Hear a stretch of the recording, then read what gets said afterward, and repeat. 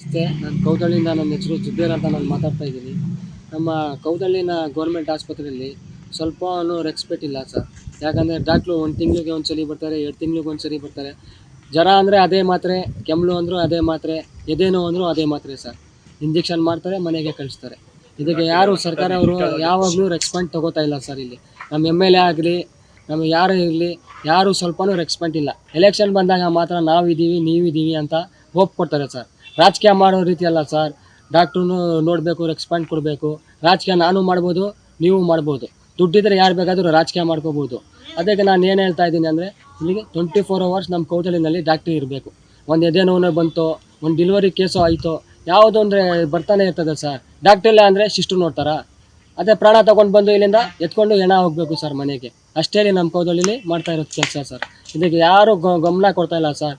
ನಿಮ್ಮಂತ ನಾವು ಉಪಕಾರ ಮಾಡ್ಕೋತೀವಿ, ಒಳ್ಳೆ ಡಾಕ್ಟ್ರು ನಮಗೆ ತರಿಸ್ಕೊಡಿ, ಅಷ್ಟೇ ನಾವು ಕೇಳ್ತಾ ಇರೋದು.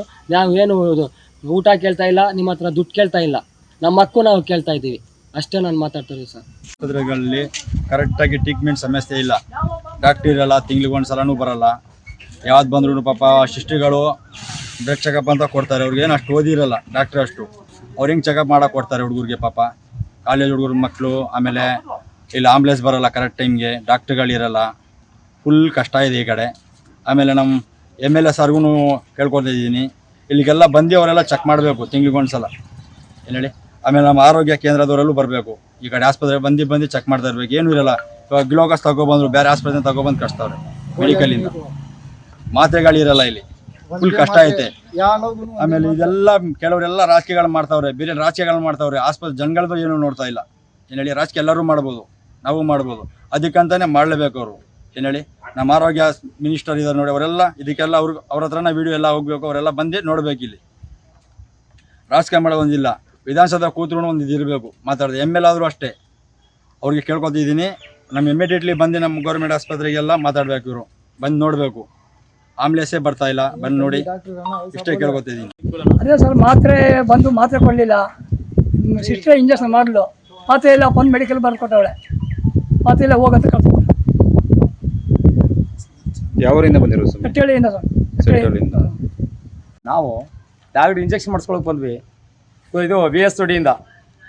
ಇಲ್ಲಿ ಡಾಕ್ಟ್ರ್ ಇಲ್ಲ. ಸಿಸ್ಟರ್ ಏನೋ 2 ಮಾತ್ರೆ ಕೊಟ್ಟು ಒಂದು ಇಂಜೆಕ್ಷನ್ ಹಾಕ್ತಾರೆ. ಮಾತ್ರೆನೇ ಹೊರಗಡೆ ಬರ್ಕೊಡ್ತಾ ಇದ್ದಾರೆ. ಯಾವ ವ್ಯವಸ್ಥೆ ನಾವು ತಿಂಗಳಿಗೊಂದ್ಸರಿ ಬರ್ತಾರೋ ಇಲ್ಲೋ ಡಾಕ್ಟ್ರು. ನಾವು ಪದ್ರಿ ಒಂದು ತಿಂಗಳಿಗೊಂದ್ಸರಿ ಬರ್ತೀವಿ, ಯಾವಾಗೂ ಸಿಕ್ಕಲ್ಲ. ಬಂದ್ವಿ ಏನೋ ಗೌರ್ಮೆಂಟ್ ಹಾಸ್ಪಿಟ್ಲಿಂದ ಅಲ್ಲಿಂದ ತಗೊಳ್ರಪ್ಪ, ಮೆಡಿಕಲಿಂದ ನೀವು ಮಾತ್ರೆ ತಗೊಳ್ಳಿ, ಮತ್ತು ಟಾನಿಕ್ ತಗೊಳ್ಳಿ ಅಂತ ಹೇಳ್ತಾ ಇದ್ದಾರೆ. ನಾವೇನು 24 ವರ್ಷ ಇರ್ಬೇಕು ಇಲ್ಲಿ ಡಾಕ್ಟ್ರು ರಾಮಾಪುರದಲ್ಲವ್ರೆ. ಇಲ್ಲಿ ಮಾತ್ರ ಯಾವಾಗ ತಿಂಗಳಿಗೊಂದ್ಸರಿನೇ, ತಿಂಗಳಿಗೂ ಇದ್ದಾರೆ ಇಲ್ವಾ? ಈ ಥರ ಜನಗಳ ವ್ಯವಸ್ಥೆ ಭಾಳ ಕಷ್ಟ. ಬಸ್ ವ್ಯವಸ್ಥೆ ಇಲ್ಲ. ನಾವು ಹೆಂಗೋ ಬರ್ತೀವಿ, ಅದರಿಂದ ಬೈಕು ಯಾರೋ ಹಿಡ್ಕೊಂಡು ಬರ್ತೀವಿ, ಆಗ ಡಾಕ್ಟ್ರೇ ಸಿಕ್ಕಲ್ಲ. ಅಲ್ಲಿ ವ್ಯವಸ್ಥೆ ಮಾಡ್ತಾರೆ ಸ್ವಾಮಿ, ಅಷ್ಟೇ ಸರ್. ನಾವು ಮುನಿಶೆಟ್ಟಿ ದೊಡ್ಡಿಯಿಂದ ಬಂದಿದ್ದೀವಿ. ಇಂಜೆಕ್ಷನ್ ಮಾಡಿಸ್ಕೊಳ್ಳೋದಂತ ಬಂದು ಡಾಕ್ಟ್ರ್ ಸಿಕ್ಕಿಲ್ಲ. ಅಂದರೆ ನಮಗೆ ಬಸ್ನ ವ್ಯವಸ್ಥೆನೇ ಇಲ್ಲ. ಬಂದರೆ ಅಲ್ಲಿಂದ ಬಂದು ಇಲ್ಲಿಂದ ಹೋಗ್ಬೇಕಂದ್ರೆ ಬಸ್ನ ವ್ಯವಸ್ಥೆ ಇಲ್ಲ. ಇವತ್ತು ಬಂದಿದ್ದೀವಿ, ಪುನಃ ನಾಳೆ ಬರಬೇಕಂದ್ರೆ ವ್ಯವಸ್ಥೆಗಳಿಲ್ಲ. ಅದಕ್ಕೋಸ್ಕರ ಹೆಚ್ಚಿನ ಪ್ರೋತ್ಸಾಹ ಕೊಟ್ಟು ಡಾಕ್ಟ್ರು 24 ವರ್ಷ ಇಲ್ಲಿ ಇರಬೇಕು. ಅದರಿಂದ ಈ ಜನರಿಗೆ ಎಲ್ಲರಿಗೂ ಉತ್ತಮ ಆಗುತ್ತೆ. ಪಾಪ ನೋಡಿ, ಅದು ಗ್ಲುಕೋಸ್ ತಗೋಬೇಕಾದ್ರೆ ಹೊರಗಡೆ ಬರೆದು ಕೊಡ್ತಾರೆ. ಗೌರ್ಮೆಂಟಿಂದ ಯಾವುದೇ ಸಪ್ಲೈ ಕೊಡ್ತಾ ಇಲ್ಲ. 2 ಟ್ಯಾಬ್ಲೆಟ್ ಕೊಡ್ತಾರೆ, ನರ್ಸ್ಗಳಿರ್ತಾರೆ. ಅಷ್ಟೇ, ಹೆಚ್ಚಿಗೆ ಹೇಳೋದು ಅಷ್ಟು ಆದ್ಯತೆ ಇಲ್ಲ. ನೋಡಿ ಬಂದೆ, ಡಾಕ್ಟ್ರ್ ಅಂದರು, ಇಂಜೆಕ್ಷನ್ ಮಾಡಿದ್ರು. ಮಾತ್ರೆ ಇಲ್ಲ, ಮೆಡಿಕಲ್ ತಗೊಳ್ಳಿ ಅಂತ ಬರ್ಕೊಡ್ತಾರೆ. ಡಾಕ್ಟರ್ ಆಗಿಲ್ಲ, ನರ್ಸಿಂಗ್ ಆಗಿ ನರ್ಸ್ ಹಾಕಿರೋದು. ಸಿಸ್ಟರ್ ಅಷ್ಟೇನು ಓದಿಲ್ಲ ಅವರು. ಡಾಕ್ಟರ್ ಅಷ್ಟು ಯಾರು ಓದೋದಿಲ್ಲ. ಎಲ್ಲಿ ಕೇಳ್ಕೊಳ್ಳಿ, ಡಾಕ್ಟ್ರು ಇರಬೇಕು ಇಲ್ಲಿ. ಶಿಸ್ಟುಗಳಾದ ಹೆಚ್ಚು ಕಡಿಮೆ ಯಾವ ಜವಾಬ್ದಾರಿ ನೋಡಿ.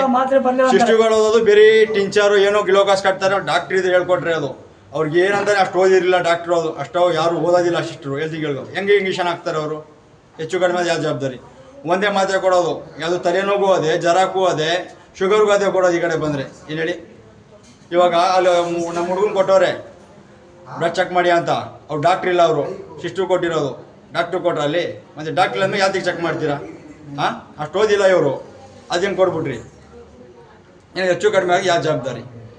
ಮಾತ್ರೆನೂ ಇರಲ್ಲ, ಕರೆಕ್ಟಾಗಿ ಟೈಮ್ ಆಂಬುಲೆನ್ಸ್ ಇರಲ್ಲ ಇಲ್ಲಿ. ಡಾಕ್ಟ್ರುಗಳು ತಿಂಗಳು 12 ತಿಂಗಳಾದರೂ ಡಾಕ್ಟ್ರ್ ಇರಲ್ಲ ಇಲ್ಲಿ.